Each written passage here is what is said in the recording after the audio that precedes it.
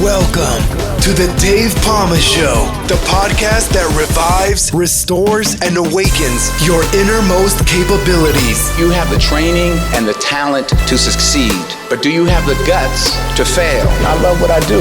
When you love what you do, you want to be the best at it. Today is about the power of you. You will change the world. Find your path to success through the journey of those who have succeeded. And now, your host, Dave Pamah. Hi, welcome back to the Dave Pamah Show. And from navigating misdiagnosed madness and radical personal reinvention to topping Amazon's new poetry charts and distilling hard-won wisdom into fortune cookies truth, Benton Savage is a writer whose life experiences are as bold, raw, and transformative as the words he puts on the page. Benton Savage, welcome to the Dave Pamah Show. It's quite a bold introduction. It's a nice one to really bring you into the show, I guess, isn't it? Yes, sir. Excellent. Well, looking back across the moments that broke you, rebuilt you, and ultimately shaped the wrong side out, and your poetry, which experiences most changed how you understand resilience, sanity, and success? And how do these lessons show up in the way you live and write today? Well, since I wrote Wrong Side Out, Madness, Misdiagnosed in actually 2009, and it did not get published. Oh, it's not yet published? Traditional publishing, back in 2009, it did not get published. Traditional publishing was a lot different then than it is now. And it was actually entitled Wrong Side Out, the bipolar experience, because at the time I thought I was diagnosed as bipolar. In 2020, 10 years later, and a lot more problems, I was diagnosed as schizophrenic with extreme case of OCD. And really, what's really changed is the last 5 years, I have become much more productive than I was the previous 15 or 20, even though there were some years of good. There were years I was not very med compliant for a long time. So really, the last few years as I've reflected and gotten the correct diagnosis has really been the moving point from the moment I was told the correct diagnosis, I hope. Wow. Well, what a story. What a midpoint of the story to start at. So maybe we could start with your humble beginnings before this even happened. What was going on? I mean, I don't know if you mind me talking about this, but obviously this is a story about what inspires people and maybe even make people aware as well, and things like that. But of course you do have a story, but before you came into all this diagnosis, what was you struggling with? Okay. Tell us your humble beginnings, I was growing up. My humble beginnings with the illness started I graduated college in 94, and then about a year later, I moved to Atlanta in 96. And I was working, I got a pretty good job in real estate, but my mind was just kind of drifting. I was getting very obsessive and very strange. I kept on saying growing pains. I'm going through growing pains, but my roommate was like, yeah, you're going through something, because I was just acting strange. And then I was getting down, definitely. And I finally got it fixed in my mind that I needed to marry this girl I hadn't seen in a year. And that would make all of my problems go away. And so I asked her to marry me. And she was very nice. I mean, she liked me. I mean, it wasn't completely ridiculous, but it was pretty ridiculous. And she said, of course, no, I'm too young. She was still in college. Okay. And then about 3 weeks later, over the next 3 weeks, I thought all my friends were sleeping with her, and I broke into one of my friends' houses, and that's when I was first hospitalized. Oh, okay. I'm with you now. Yeah. So that was really one of the most. That was the only time I was ever actually. When did that actually happen? That happened in 98. Okay, yeah. And I spent 10 days in the mental hospital after that, and it's been a crazy road ever since. Oh, okay. Yeah, we don't need to really go down that, whatever happens with that. It's just personal. It's a medical situation. We don't want to pry into that, do we really? But I've got the gist of the story. But you said that you got the correct diagnosis around 2009 then, before you wrote the book. Is that right? No, when I wrote the book in 2009, I thought I was bipolar. I was diagnosed as bipolar. And I lived like that for the next I was always diagnosed as bipolar from the start. But when From I wrote the book, 1998. from 98 to 2009, I was diagnosed as bipolar. I got out of the mental hospital in 2009 for about the fifth or sixth time. And I was really fazed by people saying, you don't need to take medication, you just need to be stronger. I'm bipolar as well. I just don't take medication. I was like, well, I'm going to write this book, and you tell me if this brain doesn't need to be on medication after you read it. Because it's really not so much a memoir, it's what's in my head as I go and what I'm thinking when I do this strange behavior, how I'm rationalizing it in my head. So it's really, I've never read a book like this, and it's really gets into the head more than it doesn't do that much reflection as it's in the moment. This is what's going on. There is reflection towards the end, but a lot of it's in the moment, and there were some crazy things. Wow. Go. Yeah, I was going to say, can you tell us about some of the things? I mean, obviously, what sparked you what gave you the idea to write the book in the first place? Before you go ahead and tell us what got me to write it. Because I wanted to make it where people would understand that this is a real illness and that I cannot do this without medication. I mean, that's the whole thing with mental illness. I mean, in my opinion, if you really got one, you've got it. I mean, there's so many meds out there now that it's effective. My schizophrenia is completely out of control. 15 years ago, no. It probably wasn't. There was medicine, but it's just getting so much better, and there's so many more options. Yeah.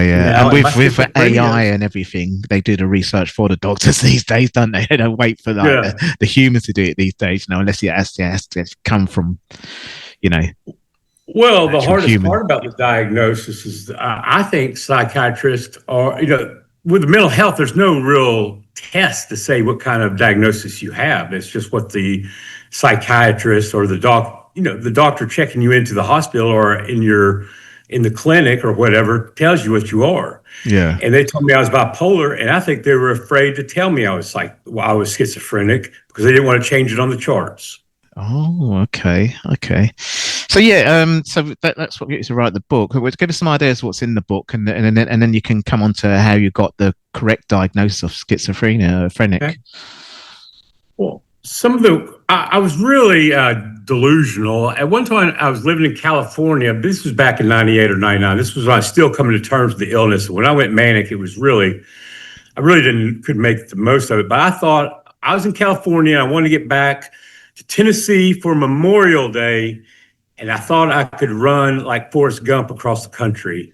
And I literally took off. I don't know how much I thought it, but I took off for about a mile. I turned in my keys to my apartment. I had nowhere to go, and I started to run. I ran about a mile down the interstate, and I stopped. And it was I kept on walking, and then eventually I had to call my mom and get somebody from out there to get me to the airport. It was a real mess. But this kind of behavior was a lot. I would just find myself in situations where I was like, how did I get here? And why? Right, I see. Okay. But you just felt the urge to run, basically. Urge to get back to Tennessee. I was going to hitchhike. I thought I could hitchhike as well. But that's a normal thing to do, isn't it, really? Some people run to work. Some people run, to save money. Well, and some people hitchhike. Lots of people hitchhike. Yeah, but from California to Tennessee's that's a fair 1,000 miles. That's a fair distance. That's fair play. Yeah, I do understand that now. Right. Okay. So you wrote the book then in 2009, and then where did you get this correction of the diagnosis that made you obviously now more relieved about? Well, I went the next 10 years. I lived in New York City when I wrote the book, and I moved around quite a bit. I lived in Long Island for a while, and then I moved to Tennessee. And I went off my medication again. I was not doing well, but I was taking my medication, still thinking I was bipolar. I was not doing that well, but I was not getting hospitalized, so we'll call it better. Yeah. Then I did go off my medication for reasons I don't even know. Yeah. And I was off my medication for a year, and it was an awful year. I was traveling all over the place, making no sense, in and out of hospitals. And finally, I was passing through Fort Walton Beach, Florida, where I live now. Didn't know a soul in this town. Kind of fell for the girl working the front desk. And then eventually I was fine. I was a little strange, but eventually the only time I've voluntarily been committed to the mental hospital was this last time when I called and said, could you please come pick me up? I need to get meds. I could not get meds because I didn't have a doctor in town, and I had to go to the emergency room to get meds. And then they diagnosed me as schizophrenic with extreme OCD, and it's been uphill ever since. Yeah. OCD is quite a thing. I met someone who actually was training as a doctor when I was an athlete. I was a runner myself, actually.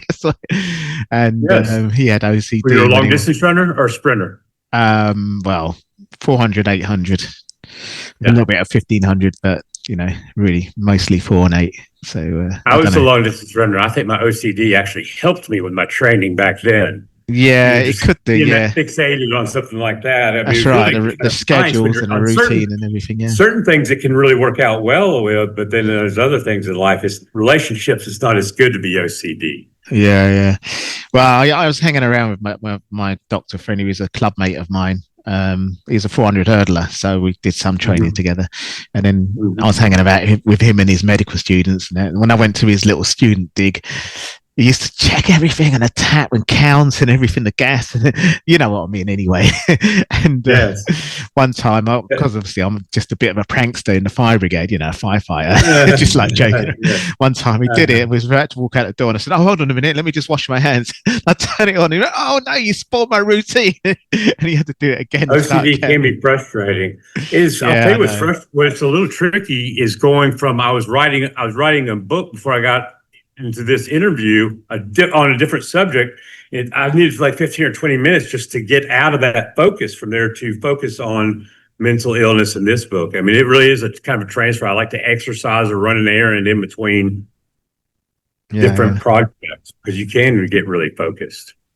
Yeah, that's right. Yeah, he said, "Oh, I think this is going to get into the job a bit when I start writing my medical records and everything else." But he got a job as a GP, like a primary care doctor, in the military, actually, in the Air Force and things like that. So, but anyway, that's not about him; it's about you, really. So yeah, you got your diagnosis, and that made you. Obviously, I got diagnosed with dyslexia at the age of 40. And I was struggling with that. Again, you didn't know you were dyslexic. 40? No, but there was some little clues, and I went to study a degree, and then it all got found out there, and it was really classic signs. I thought, oh, that's it now, jigsaw puzzle finished. And you can see it's a sense of relief, So it can be very stressful, without all that, So got to feel like lost time too, though. It was a bit of lost time. Diagnosed earlier. I accomplished well, though. I think I could have accomplished a little bit more if I didn't have all that, struggle behind it, So amongst all the other social issues that were, you kind of like around, but let's not go there. So yeah, you wrote that book, so. I was just thinking, why you wrote it in 2009? Why isn't it not published yet then? It is published now. Oh, it is now. Okay, so it is now. Yes, it was not published until December 29th of December 25. Oh, sorry, I missed that. Yeah, it went 15 years. It went 15 years without. I didn't read it for about 13 years. I gave it to a friend of mine who was bipolar, and by this time I had changed the name to Misdiagnosed, and he was like, "You got to get this published. This is unlike anything I've ever read on mental illness because it does talk about how I'm thinking. It's not clinical at all. It's really told from my point of view. In fact, of course. It may be possibly even a little hard on the medical profession because I was misdiagnosed for 20 years, but not too much. I just believed I was bipolar and never really questioned it. I just accepted it. I didn't want to accept it. I didn't want to accept that. I wasn't going to accept anything worse. So they were just happy I would take any medicine. I can imagine a lot of people would be very angry if it was actually a medical error as well, and that they held back on it. That's just not on. I was bitter for a couple of years. Exactly. Yeah. And I still kind of am, but I mean, I'm over it. But I mean, I'm looking back because mine wasn't a misdiagnosis. It's just a classic sign of what people do have. ADHD and ASD. Some adults get it. It could have been done from childhood, but it's just the way the system is. But yours is the doctors probably knew, but probably just kept the lid on it a bit, and that's just not on, is it? That's what I fear. I mean, I can't prove that. I can't go back and ask exactly. you knew it, but given my behavior and given if you read my book, the first thing my friend that read the book that's bipolar said, you definitely aren't bipolar.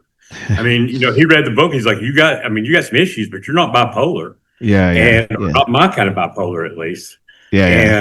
So there is a big difference. And it's very important to get the right diagnosis because you need to know what you're dealing with. Even though the medication didn't change that much, I needed to know because everybody says they're bipolar practically. It seems like everybody on the block says they're bipolar and they don't take medication. It's like, okay, I'm just one of the crowd, but it's quite a bit different kind of diagnosis. Being schizophrenic, but it's treatable with medication, at least for me. Well, exactly. I'm fortunate. Yeah, because there's obviously horses for courses. So every case is different for the actual, so your medication would be different for someone else with the same illness, probably, depending on their strength and everything else, But you actually accomplished quite well as a writer. And I know, I've seen here that you like, writing is one of your passions, but you also have a successful property management business, don't you, as well? Yes, I do have. It's small. It's small. I started about 3 years ago, and I manage short-term rental vacations like Airbnbs and VRBOs. I've managed people's property, people that own their property, own their condominiums or houses, and they stay there when they want, and I rent them out the rest of the year, and I take take a portion of the revenue from my commission. Allowance. Yes, and it works well. All my property. I live on an island in Florida. It's only about the actual livable part's only about 2.5 miles long, and all my properties are on Oakless Island. Which gives me a competitive advantage over a lot of my competitors who are in the surrounding towns, but not. I'm right on top of it, and I live on the island too. So So that's going quite well for you then. Yes, it works out well for me and works out well for my clients, I think. Yeah. So you're actually the managers of these. Obviously, the owners give it to you to manage. Yes. Like me, I have property abroad, and I have it managed rather than, rather than be there because I can't go there and do everything. So you're, I know exactly what you're doing. Property can be big money, it's one of the investments, they say, because it's bricks and mortar, isn't it? It's always there. Yeah, it's always there. I really to make money in real estate, I think you need to have kind of a specialty in it, whether you are a broker or a manager or a developer or kind of need to have your focus where you can kind of specialize in. Like I specialize in management, make my money on there, and I invest as well. Yeah. Being a straight investor is tough in real estate. You have to really trust the person you're investing with. I will say that. You're talking about investing in properties? Investing in properties. Or anything. Well, with anything, but especially in properties, you need to trust the person that's offering you the property and that you are investing with, but to give you good advice, because you can lose your shirt in real estate if you're not careful. It's best to go to someone. I mean, I have actually lost in the Caribbean. About 2007, I invested in a Mickey Mouse cowboy kind of developer, who weren't in that business before. He was just into double glazing and that. He's gone to jail now for serious fraud. But that's how it went, and the builder scammed him, over a few millions as well. And it's still ongoing. I'll probably only get a couple of hundreds back from the 27,000 I gave, that kind of thing. But I trusted him. But now it's best to go for a big name if you can, as a developer that's a brand, or something like that and it's built. I can touch it, I can see it, and then that's what I did in the end. So. Well, the thing, not to give investment advice, but the thing is, if you go with a small investor and he is really sharp, really got it going on, then it's good, a very higher return. You go to the big investor, you're going to get your 9 to 11%, but you go with a small developer, you might make 15 to 20% or something like that. That's right, yeah. You'd be lucky. It's just risky, reward. It's risky, yeah, exactly. It's like a private investment fund compared to. And there's plenty of those out there that disappear after 2 months, in the crypto world. There's lots of rug pulls going. Mind you, they're catching up with them now. The police, Interpol and cyber security is so well now. They're actually going to jail now because they think they can take and hack so much, but they can actually trace it now, through the blockchain. So, but however, there's, again, it's like the Wild West out there, so, and property was like that, about 20 years ago, 20, 30 years ago, Well, tell me this about 2007. I know the financial crisis really wrecked the United States. Is that what got you? The interest rates and all that? I thought, you know what, I don't want to put it in a bank because, banks were going down in 2008. I thought, where can I put the money then? And I thought, well, my mum's from that Caribbean island and I know people, and I thought I'll just do it there. I trusted this British guy that was doing it, and it just didn't work out, for a lot of people, everyone. No, it's crushed it. Yeah. So it was around that time, the 2007-8 financial crash. I was doing real estate brokerage up in New York City at the time, and it didn't really hit. Well, yes, it hit the whole industry. I mean, it hit everybody. Nobody really got away with it. And then they bailed out the banks and let the customer kind of fly in the wind. So it's kind of sad. Yeah. You win some, you lose some, but you'd rather win it all, don't you, really? But obviously you're a decent guy. You're still around. You're still doing the business, and that's great, isn't it? Really, people like you we want to go to, isn't it? Yeah. Well, mine's a little bit less risky than development. Of course. Make sure management. All I got to do is make sure the place is clean, nothing's broken. And, it's more the Airbnb kind of type thing, but you manage it. It's very. Mine's very low risk. I have really no risk of losing anything. No, that's right. Yeah, exactly. It's just more of a. It's more of a service, isn't it, really? It's a service. Yes, it's a service, definitely. And I like it that way. Given my mental illness, I would not want to take on pressure, too much pressure on that. I do well for myself, pretty well for myself, but I don't need to be playing games with other people's money like that, honestly. No. I hate to put a restriction on myself, but you got to know, that's not fair to your. No, it's not fair. Absolutely.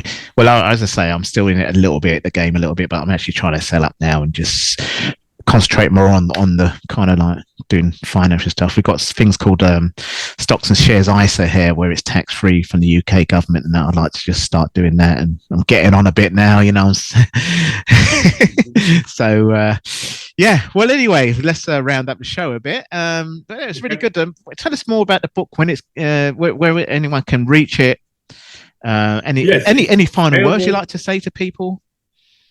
Okay, it's available. Wrong Side Out, Madness Misdiagnosed is available on Amazon, and it was got for new books. It was number one book for new book in psychology, which means for the month of January. Yeah. And really, the only thing I will say, if you're struggling with mental illness, I know it's an old thing, and everybody tells you this: take your medication. And if you don't, and if you're not functioning as well as you can, consider that you may be misdiagnosed or you're on the wrong medication.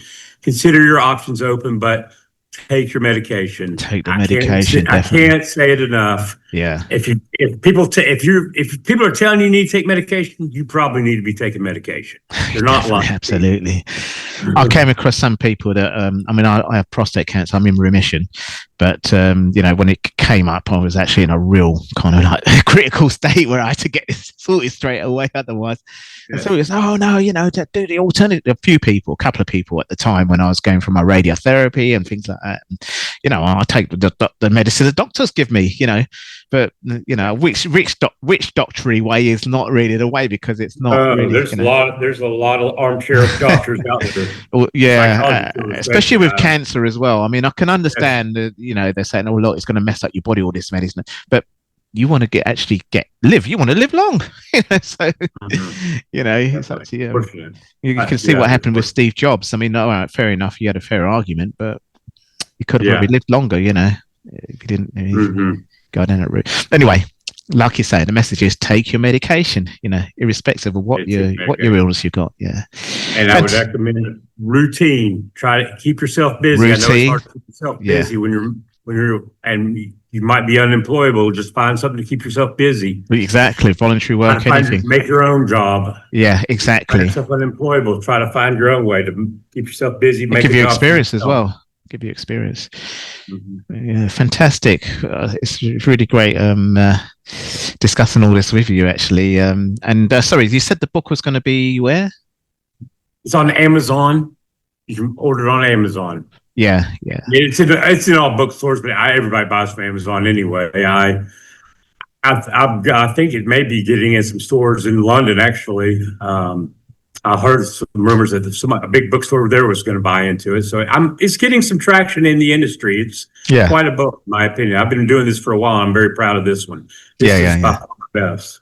Fantastic. Well, Benton, we're going to leave it there. And I'd just like to say it's a really great pleasure having a conversation with you on my show today. Thanks very much for coming on my show. Yes, sir. Thank you. That's all for this episode. Thanks for listening. And remember, if you want to support what we do, then share, subscribe, and leave a review over on Apple Podcasts. Or head over to my website, davepamah.com, and click on Rate Show. Well, that's all for now, but I'll see you in the next episode of The Dave Pamah Show. Follow us on Facebook, Twitter, and Instagram.